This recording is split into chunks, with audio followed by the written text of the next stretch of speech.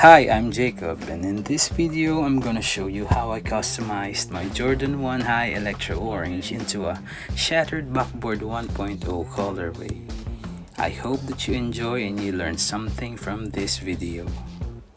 So let's start with masking. I'm gonna show you the tools that I'm going to use to mask off the parts that I'm not going to be painting. First, I'm gonna show you the masking tape that I'll use. The yellow masking tape from Tamiya that I use for building gunpla. And then the Tamiya hobby knife with interchangeable blades.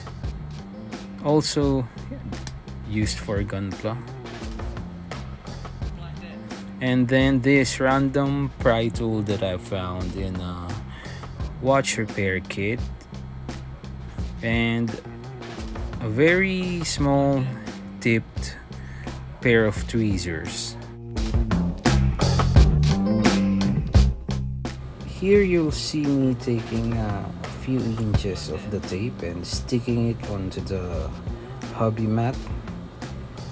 This is so that I could slice it into smaller pieces so that it could be easier to work with and it could be more economical.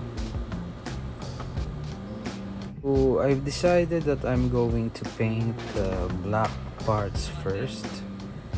So I'm going to tape the white leather parts so that it's not going to be smudged with any black paint, because it's going to be hard to paint over black paint because it's gonna be darker than the orange paint that we're going to use later.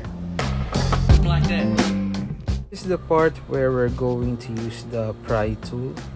We're just going to nudge the edges of the tape underneath the white leather panel so that the separation or the lines between the two different colors are going to be cleaner, and it's gonna look like how it does when it comes out of the factory. This is what we want the masking to look like, and it's almost ready for the next step. So now we're going to proceed to the process of deglazing. We're going to use nail polish remover and some Q-tips or Johnson's buds if you're in the Philippines. I'm using a smaller one and a larger one. So basically the process of deglazing is just we're removing the protective layer or top coat that's applied on the paint. We're doing this so that the paint that we're going to apply later is gonna adhere to the leather and it's not going to crack or peel off, and basically it's going to be a much stronger bond. Here you can see me doing my best to remove the top coat from the corners,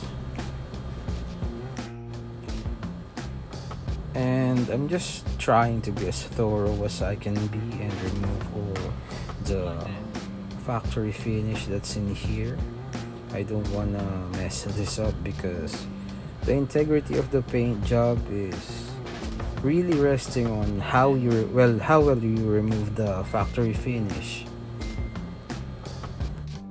So now the ankle part is now ready for painting. I also used cotton balls to deglaze that part. I just didn't have the footage of it, and now we're proceeding to masking this orange part that's underneath the Jordan Wings logo. All the parts that you see in Electro Orange is going to be turned to black. That's why it all has to be prepared. Here you can see me trying to tuck the masking tape underneath the leather panels, and this is the part where your hobby knife is going to be used. Sometimes the masking tape won't be or is going to be too big to be tucked in under the leather panels, and if some parts are protruding, you can just use the hobby knife to slice the extra pieces off and use the tweezers to remove the excess parts.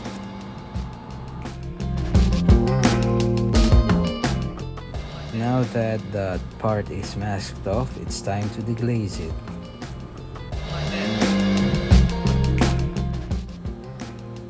We're almost done preparing the orange part, and now it's time to move on to painting. I'll be using Angelus flat black and flat bristled paintbrush. That if you have a larger paintbrush than this, I suggest you use it. I'm just using it because I don't have a paintbrush that's larger than this, and this paintbrush is not suitable for painting. Well, at least in this case, I'm just using it to dust off the parts that I'm going to be painting. Here you can see me giving the bottle of paint a good shake. Now, I never see anyone else use another brand of paint, well, at least in YouTube. And if I've ever learned something from my previous hobby, that is building gunpla model kits, is that if you can choose, or if you can buy the best kind of paint that you can buy, you should buy it because it's going to be worth it in the long run. So I figured out that maybe the brand Angelus is the best for this job, so it's the one that I'm using.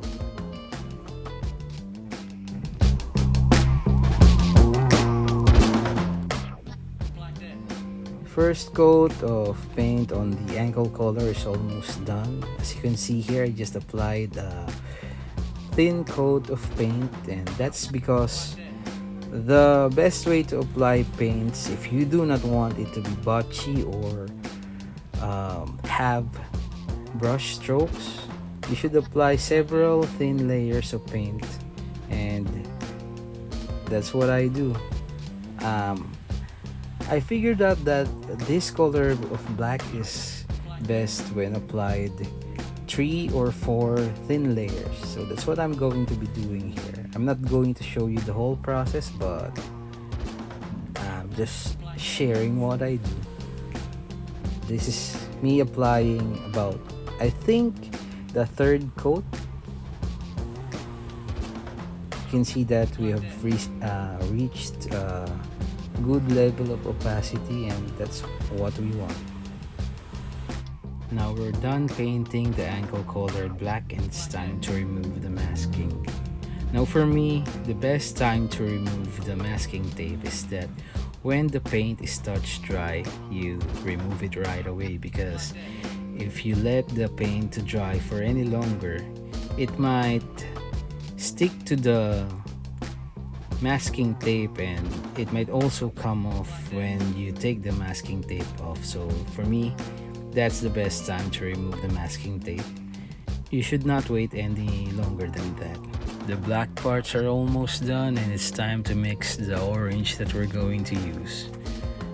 And we're going to use Angelus paint, tangerine, and Angelus orange. Now, I do not have an actual Shattered Backboard pair here in hand, so I'm just going to eyeball it out of the pictures that I've seen online, and it's kind of confusing because, you know, colors tend to yellow as they get older, so I'm just gonna try to do the best guess that I have and maybe match the color of the outsole of the Electro orange. Now, I'm going to start with painting the wings logo, and I'm going to use a sharp toothpick for that. You just sharpen the toothpick as much as you can with the hobby knife, and as you can see here, try to be as careful as you can. Now, I'm gonna tell you that this is the part that I'm very much nervous about, and this is the part where This is the reason why I haven't done this in a while, and I've hold off doing this job for almost a year.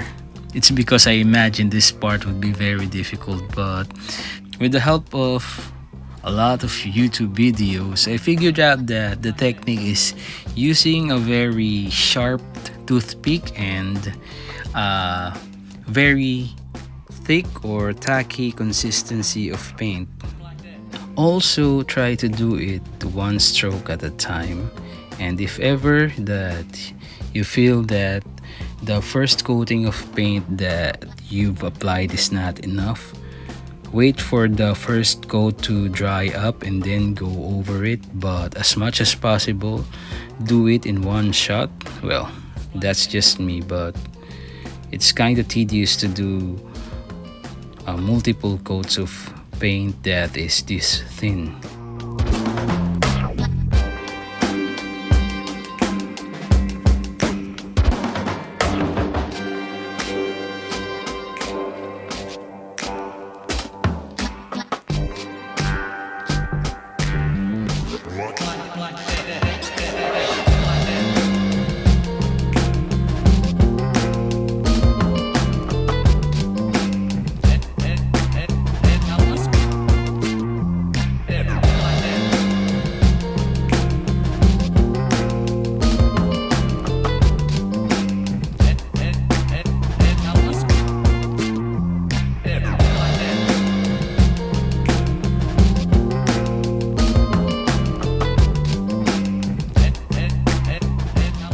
So that's it for that.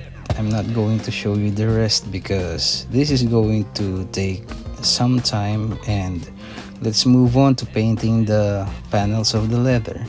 Now, I'm painting the cuts of leather here because it really helps to make it look like it's factory when it's painted like this, other than just seeing raw cuts of leather. I noticed some people skip this step, but I suggest against that because if the cuts of leather are painted well, it really looks closer to factory. So if you want a more professional finish on your custom, I strongly suggest that you paint its cuts of leather or the edges. And this is the part where I started painting over larger sections of the white leather, and for the most part I didn't come across any problems, but I kind of wish that I have a paintbrush that's much larger than what I'm using right now, because when you're using a brush that's as small as what I'm using, you have a tendency to paint over and over large parts, and sometimes when you're doing that, it's impossible to avoid brush strokes, and those brush strokes are really not that noticeable from afar or when you're wearing them on feet, so that's not much of an issue.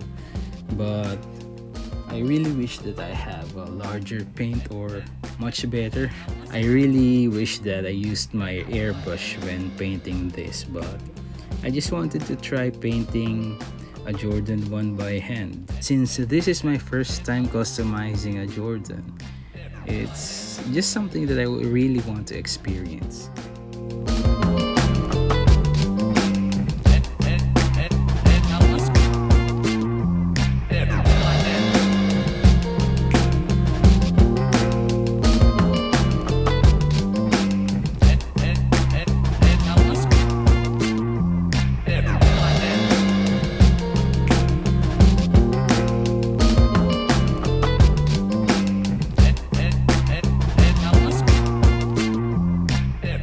So the first thin coat of orange is almost done, and we're going to repeat this about 3 or 4 more times until the opacity that we want is reached. And we're also gonna paint the toe box. So after every coat of paint, I use a blow dryer to quickly dry up, so that we can apply another coat of paint as fast as possible. on to the final step of this custom. You can see that we've already painted the toe box and all of the orange parts that has to be painted, and what's only left to do is apply a top coat. The top coat helps to protect the paint from fading off and getting scratched.